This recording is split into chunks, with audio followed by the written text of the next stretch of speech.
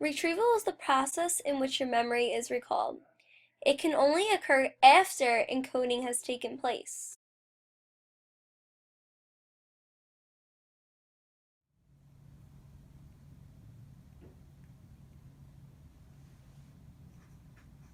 I don't even know if this is the right name. Are you dead? I have 7.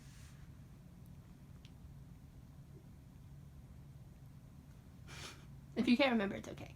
I have 7. Okay. Which ones do you have? DJ, Michelle, Uncle Jesse, Rebecca, Joey, Steph.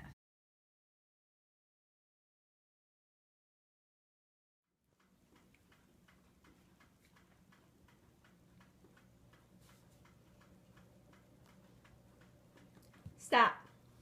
How many do you have? I have 3. Phil, Dill, and Angelica. Okay. See if this helps you name more. Oh, yeah.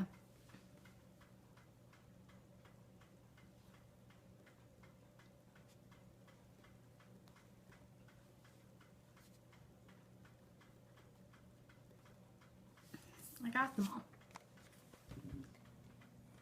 Those were 2 retrieval examples. One was trying to figure out 10 Full House characters, and the other was trying to figure out 6 Rugrats characters.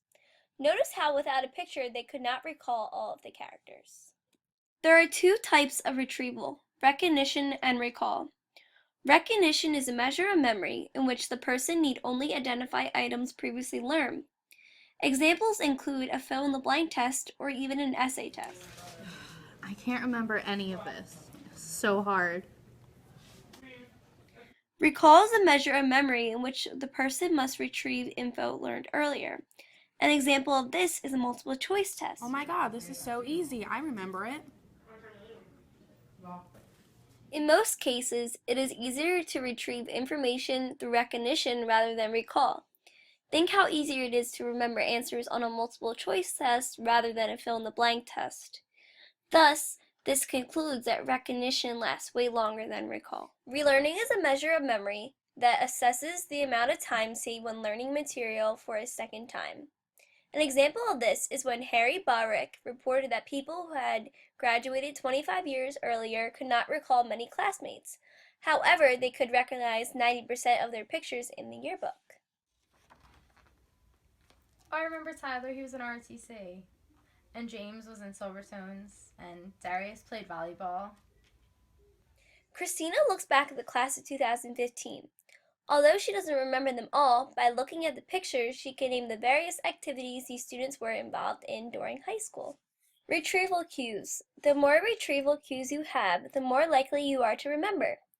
Mnemonic devices, which are memory aids, help with retrieval. Examples of mnemonic devices include a song or acronym, like Every Good Boy Does Fine for music notes.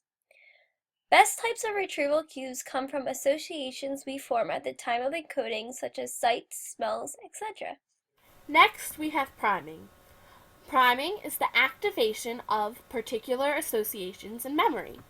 Priming often occurs unconsciously. There can be both positive and negative priming. An example of positive priming is teaching a person the color red in order to help them recognize a fire truck, which is red. Another example of a positive priming is your teacher telling you that this is going to be on your test tomorrow.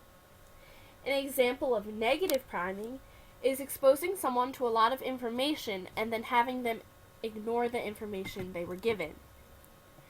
Mood congruent memory is the tendency to recall experiences that are consistent with one's current good or bad mood. Basically, memories are affected by our mood.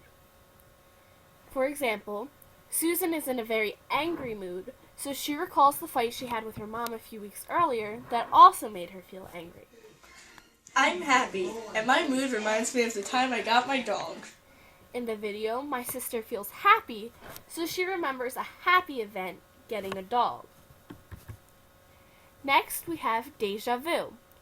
Déjà vu is the odd feeling of I've experienced this before. Current situations may subconsciously trigger the retrieval of earlier experiences, causing déjà vu.